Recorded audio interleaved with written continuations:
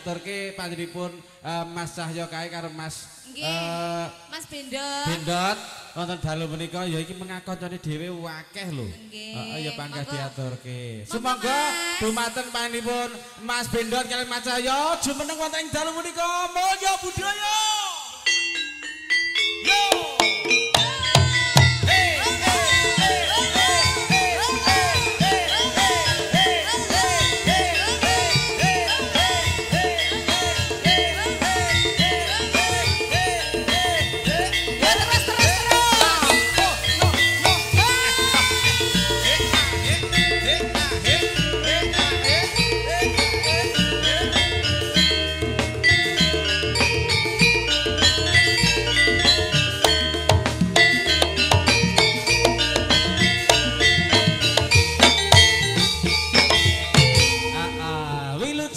Mas Cahyo.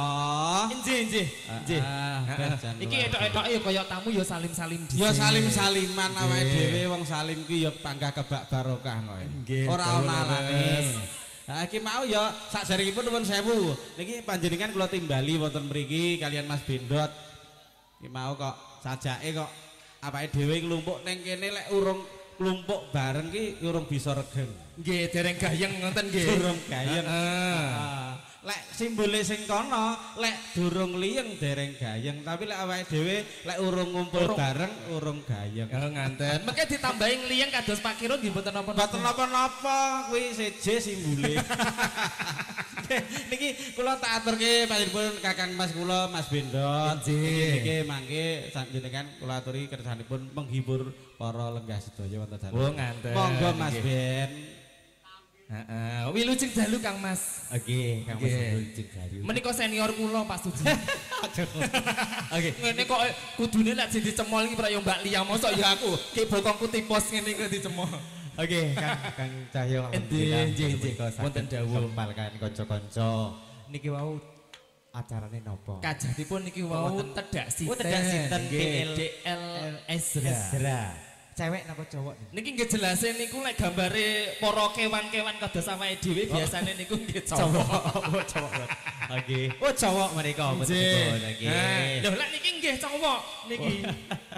Nggih. Doa terbaik untuk DL Ezra nggih. Ezra. Mugi-mugi ndang gedhe. Gedhe nopone? Gedhe. Maksudnya badannya gede, pinter, semangatnya gede pikire ngoten nggih. Amin ya rabbal alamin nggih. Lek anak saleh ya kaya awake dhewe ngeten iki. Nggih. Kang Cahyo, dalem lagune sing penak apa? Niki sing penak napa Kang Mas? Pun kula nderek mawon. Sepi. Kula nek der kuwi lho. Kula lek nderek mungkin dene kula mboten saged, kula pokok joget ngoten mawon. Nggih. Napa niki Kang Mas? Aku bisi ana kok ujug-ujug aku kaya dangdut mania dadakan mau dadakan aku ndak iso prayog diguyu nggo. Mumpung menika bose nyuting. Nggih. Heeh. Mulya budaya nggih. Sakjose. Nggih. Yuk berhibur bareng Mulya Budaya. Ada SGS Audio Cak Miun. Aku ndang mesenno kopi lho Cak Miun.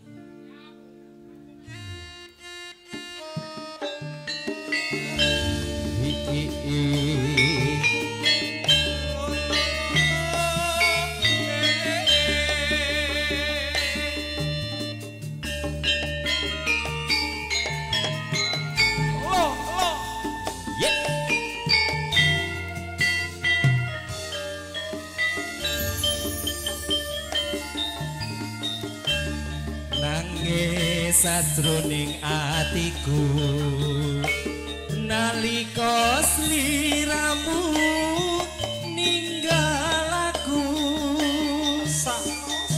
apa sliramu ra krasa aku iki kudu sama sapa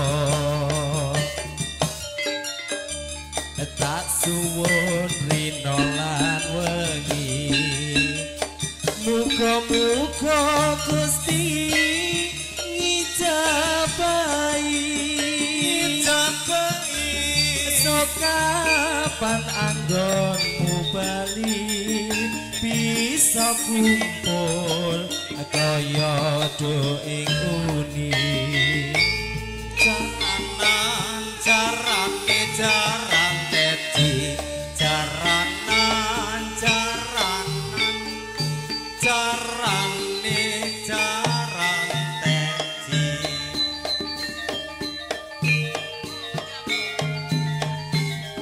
taun ana windanana tak enteni ing pucuking tresna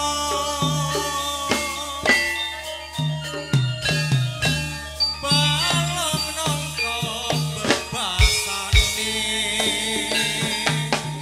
mung katon katon sliramu wae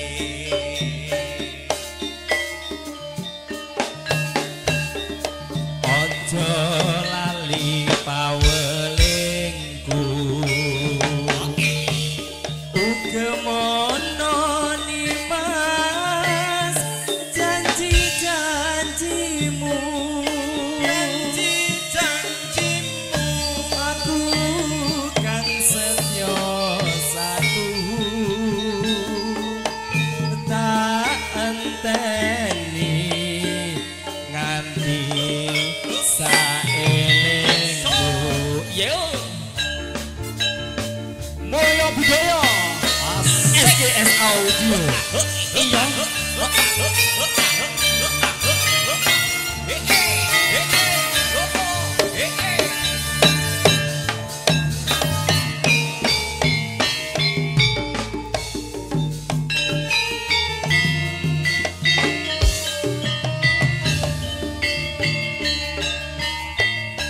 nangis sajroning atiku nalika sliramu ninggal aku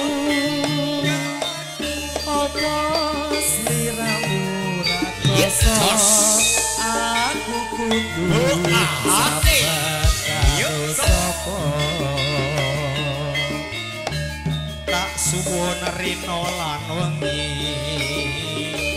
mugi-mugi Gusti ijabahi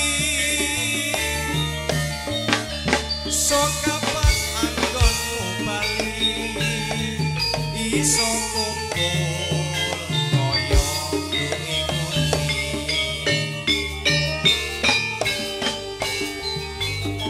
Windonono tak enteni ing pucu ing tresna balung nangka bebasane mung katon katon sliramu wae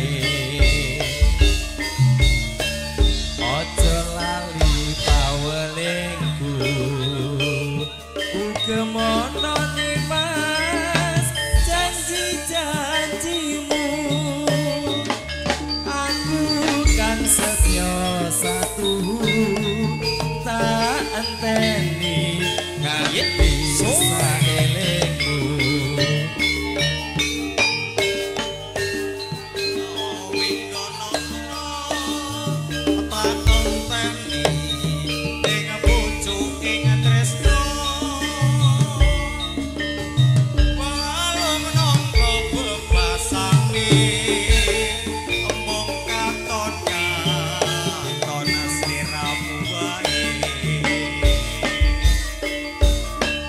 aja lali pawelingku uga mono nimas janji-janjimu aku kan setya satu tak enteni nganti saelengmu tak enteni nganti saelingmu Mas Cahya lah kayak piye kok ya mau kok langsung buablas jarene aku lek anu ki puanes ning rai